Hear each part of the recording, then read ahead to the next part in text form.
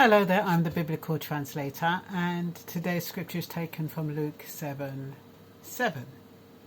A highly valued slave of a Roman officer was sick and near death. When the officer heard about Jesus, he sent some respected Jewish elders to ask Jesus to come and heal his slave. So they earnestly begged Jesus to help the man. What first comes out to me is the hierarchy, the highly valued slave. Why was he highly valued? Was it because he was working hard, he worked like a dog, he was loyal, he was subservient, he admired and respected his master? Why was he highly valued? That the officer couldn't find the qualities in that slave in any other slave, and why he wanted to keep him alive. You know, some people have a living will. I know I have one. And that means I don't want them to force and keep me alive and press, if I'm having a heart attack, to try and keep me alive, and then I wake up with all kinds of deformities. I just want to go, and that's it. Similarly, who benefits by keeping somebody alive? We as outsiders, when we have someone that we respect and love, we don't want them to die. But how is that person feeling? That slave, did he want to be brought back to life?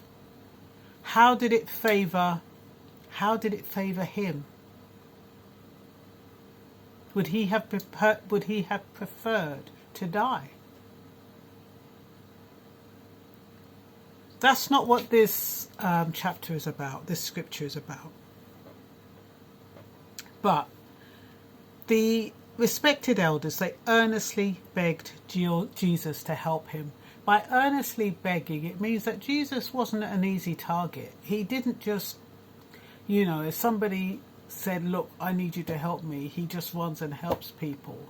It's almost like people needed to prove how desperate they were, how determined they were, how much faith they had before he performed a miracle.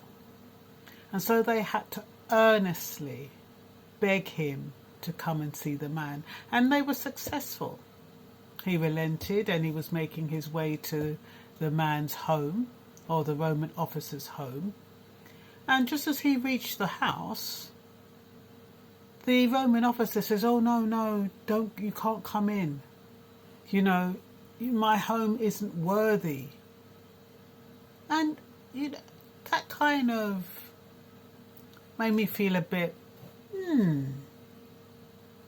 So you're worthy enough to make a demand of Jesus, but you're not worthy enough to accept him into your home to heal this highly valued slave.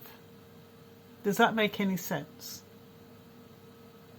Now, you could look at it as though he's putting Jesus on a pedestal. He's sweet-talking Jesus and, working his charms and saying, look, I'm a Roman officer. When I ask people to do stuff, they do it. I give instructions and I give orders all the time. People just follow my orders. You're Jesus. All you've got to do is stand outside here and just say the word, and your command will be granted. But I don't want you inside my house because, you're too superior, you're too worthy, and that kind of stuff. It didn't sit well with me.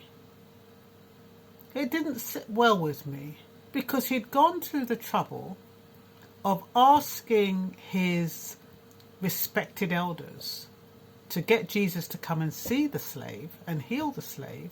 So what happened in between when he decided he wasn't worthy for Jesus to come into his home? And sometimes we're like that, aren't we? We don't feel worthy to accept good things. It's like some people when they see the Queen, or she's passed now, but Lady Diana or celebrities or whatever, and they feel so, oh my goodness, it's almost like they're not worthy to be close to these people. Why? Why do people place another individual on a pedestal. I know Jesus was the Son of God, and that might be a wrong parallel to make, but it's almost like people put themselves down in front of certain individuals. They don't feel worthy. It's okay to ask a question, but okay, I've asked them to do it, but that's as far as it goes. If you come into my home, it's not good enough for you.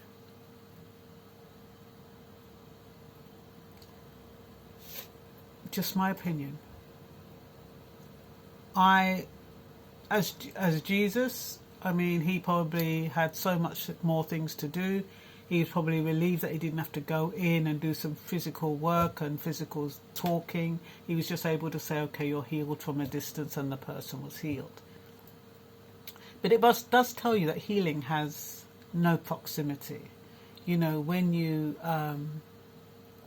ask for something, or when you want to be healed, the physical person doesn't have to be there. The GP doesn't have to be right in front of you. They have, prayers that you can send out, and for some reason they heal, or they show you how to heal yourself. I remember when I was feeling really sick the other day, and I didn't know what was wrong with me, and I always think the worst. I'm always preparing to die every bloody day. And I think as you get older, you tend to think more about death. Well, that's what they say. And I remember saying, I just don't want to have pain when I die. I just want to sleep peacefully. Or, I was having these little conversations. And I woke up that morning and I said, chest infection. I didn't know where it came from. I don't know if I had a chest infection. I still don't know. I have to go to the hospital and find out. But I had an idea in my head that I could actually explain to the GP to make them pay attention to my condition. Whereas before I didn't have anything. I was just feeling uncomfortable. And so all I'm saying is that sometimes it is about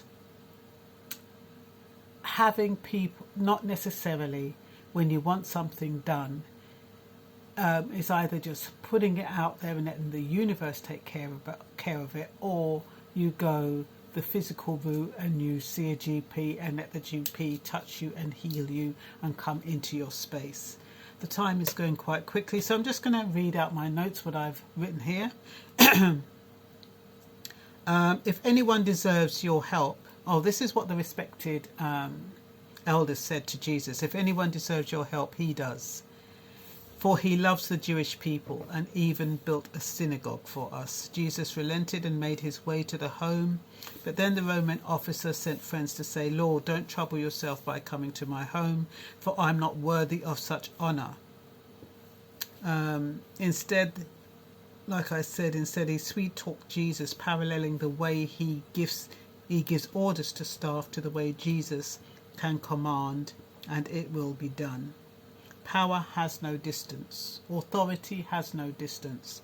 Influence has no distance. And it's just like you see on social media, how people can exercise their influence and their authority, and they're nowhere near the individuals concerned. And yet they can impact and heal individuals from a distance. So I've put here, you do not need to be in physical proximity to heal or harm. And that goes the other way too, because you don't have to be in physical proximity to harm people, because you've got people out there who can give instructions to drop bombs on people they're nowhere near. So it's got nothing to do with proximity. Jesus didn't have to be physically in front of that slave to heal him. So why did he feel it necessary to send respected Jewish elders? Was this about hierarchy? Was he thinking about they'd have more influence to let Jesus change his mind and come and heal? Why did he not go himself? I asked myself that question. Why did he change his mind about Jesus coming? And what was it that Jesus saw in him that made him honour his request? Extend life. Yes, is it right to extend life? Like I said, the living will. Who are you pleasing? And I